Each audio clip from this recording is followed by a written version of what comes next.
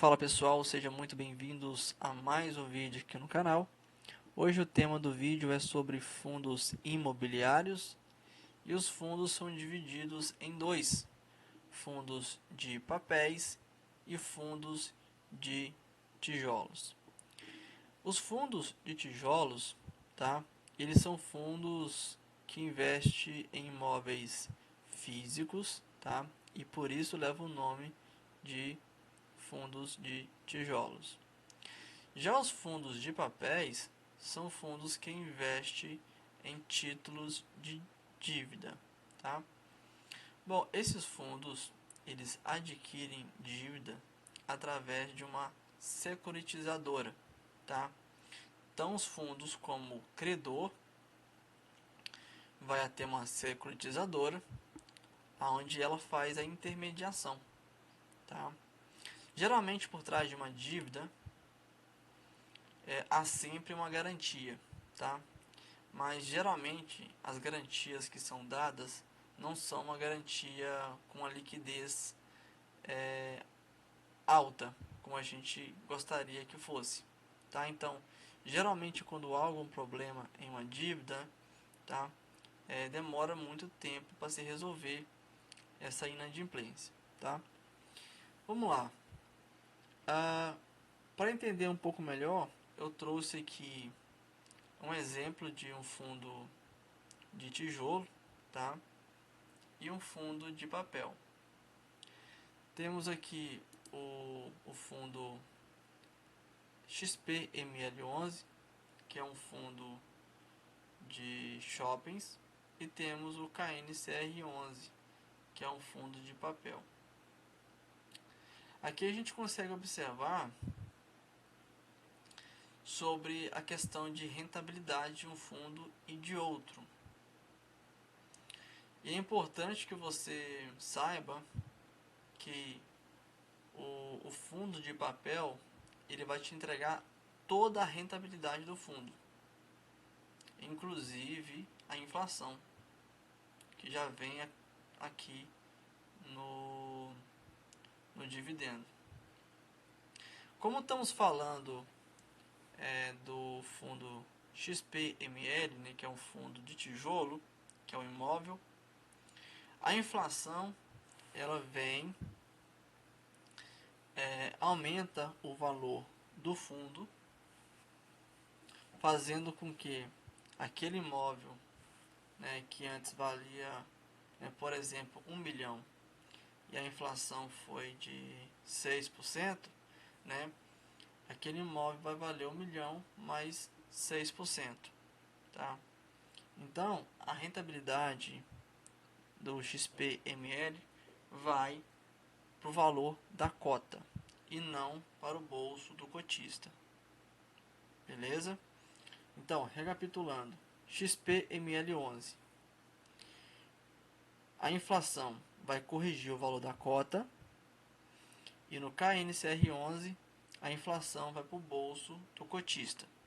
E o cotista, né, ele vai analisar e faz com o dinheiro que ele achar melhor.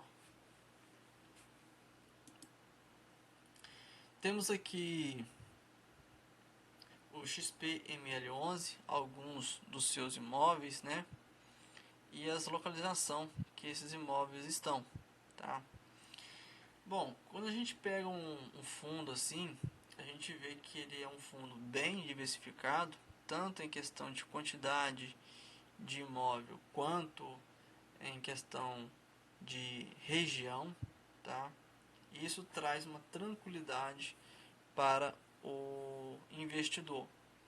Quando você vai investir em um fundo, você tem que olhar algumas características. Por exemplo, se esse fundo tem bastante imóveis, tá? Se esses imóveis têm muita vacância, isso é algo importante de se olhar, porque se é um fundo que tem uma vacância muito grande, pode ser que não seja bons imóveis e venha a ter problemas futuros. Tudo isso você consegue encontrar através do site oficial do fundo. Então, Lá no site oficial, a gestora coloca lá todas as informações do fundo, tá?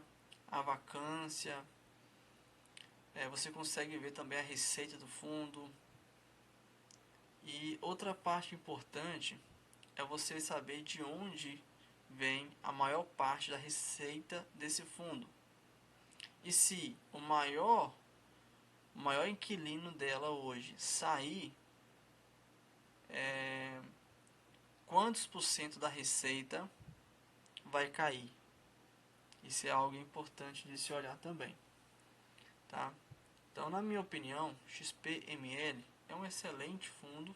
Eu tenho na carteira, atualmente não estou comprando, porque, na minha opinião, está caro, tá? Temos aqui o KNCR11, igual eu falei, é um fundo de papel, ele investe em títulos de dívida. E aqui temos alguns dos seus CRIs. Temos aqui o devedor. E a gente consegue acompanhar aqui o indexador, que é o indexador mais a taxa, né?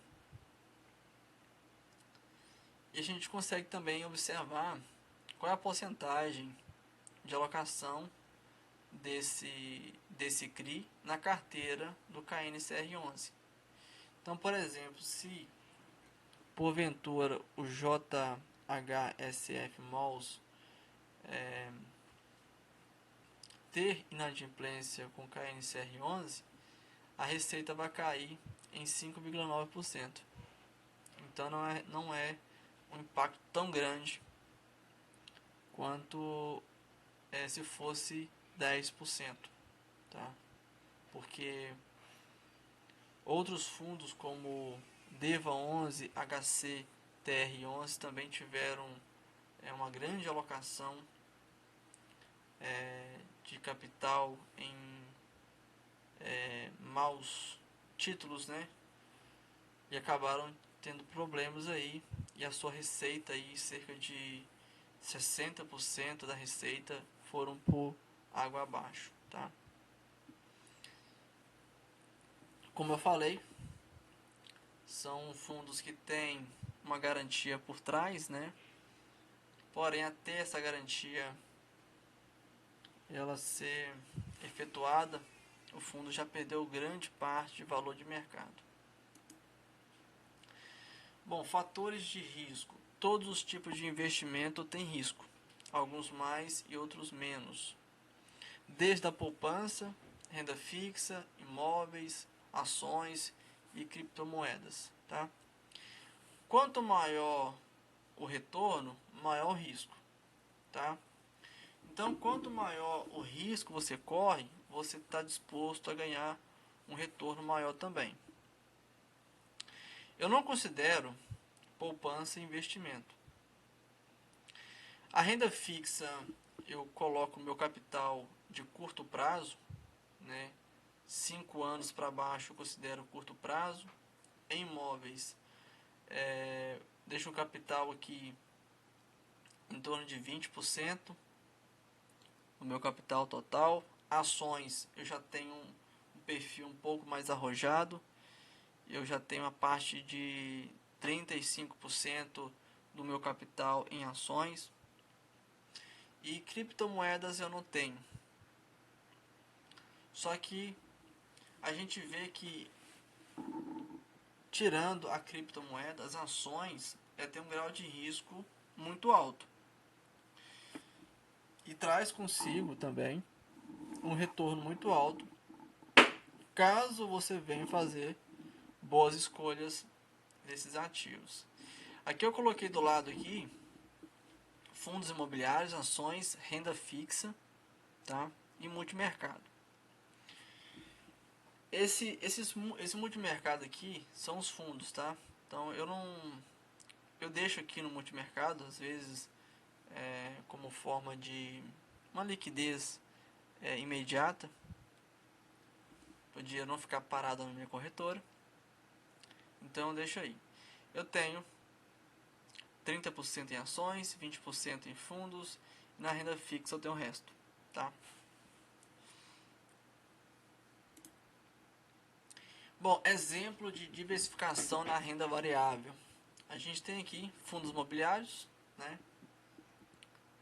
Os fundos imobiliários são divididos em alguns segmentos, né? E classes também. Então temos os fundos de tijolos e o fundo de papel. Então aqui nos fundos de tijolos você pode diversificar tanto em galpões logísticos, lajes corporativas e shoppings center e outros investimentos que são de segmento híbrido, aquele que investe tanto em papéis quanto em imóveis físicos de tijolo, tá? Bom, diversificação em ações, setor bancário, setor de alimento, elétrica e setor médico. Desses quatro aqui eu só tenho bancário e o elétrico, tá? Não estou diversificado em setor de alimento e tampouco em setor médico, porque infelizmente o Brasil é um país que não ostenta essa qualidade de você poder investir nesses setores de alimento, tá? Porque são setores que têm uma margem líquida muito pequena. Diversificação em renda fixa, só para terminar aqui. É tudo que você precisa saber antes de investir em renda fixa, tá? A renda fixa, galera, você pode diversificar ela, tá? Muita gente que começa hoje a investir começa pela renda fixa. Eu acho interessante você investir pela renda fixa. Só que na renda fixa também tem um grau de risco, que é o risco por emissor, tá? Atualmente temos o emissor mais seguro, que é o governo, que é o Tesouro Direto, porque o governo ele é o dono da moeda.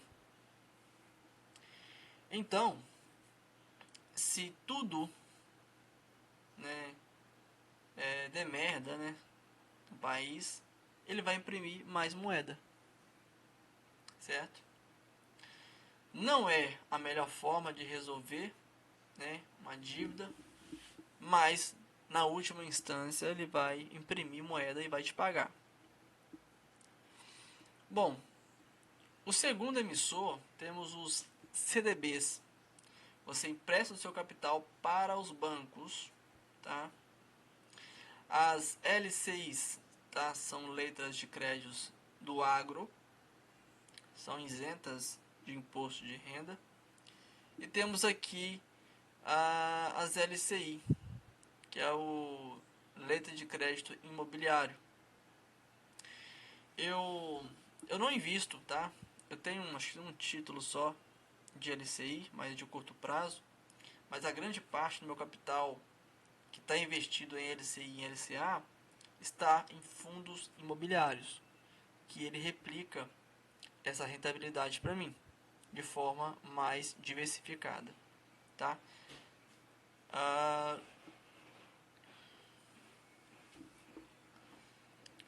LF eu não tenho, tá? Não tenho na minha carteira. Eu prefiro não colocar. Eu só invisto aqui no Tesouro Direto e CDBs, tá? Como eu falei, são investimentos de curto prazo, beleza? Então, pessoal, espero que vocês tenham entendido meu ponto de vista sobre esse assunto, que eu acho interessante vocês estudarem bastante antes de aplicar o seu dinheiro suado em um investimento. Saiba primeiro, né, aonde aquele fundo investe, quais os riscos, enfim. Toma um pouco do seu tempo, estuda aquele ativo e aí você vai comprando, tá? Igual eu falei, XPML11 é um ótimo ativo, tá? Mas não está num preço bacana para me comprar, porque na minha opinião tá caro, pode ser que para vocês, né, não estejam caro, mas para mim, que paguei, né, em torno aí de 99 por ele, tá caro, beleza? KNCR11 paguei 96, algo assim, tá? Mas eu tenho uma grande exposição na minha carteira, né? Eu acho uma excelente oportunidade, não é recomendação de compra, mas eu tenho na minha carteira. Não estou comprando agora, não porque está caro, mas é porque já tem uma grande porcentagem na minha carteira. Então é isso, pessoal. Outro fator importante que eu gostaria de falar para vocês antes de vocês investir nessas duas classes de ativo.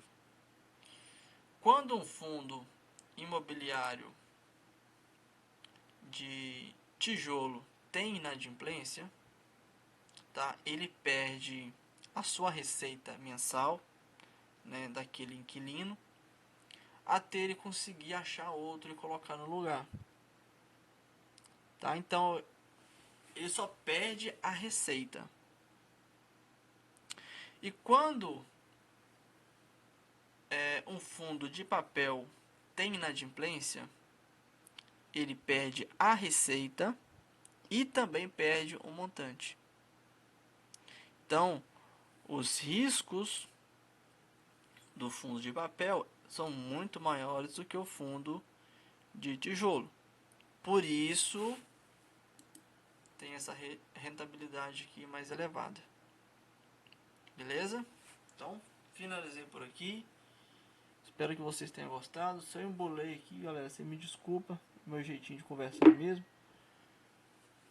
Vou tentar melhorar para vocês. Beleza? Então, valeu. Até o próximo vídeo. Tamo junto, investidores. E continue nessa aí, galera.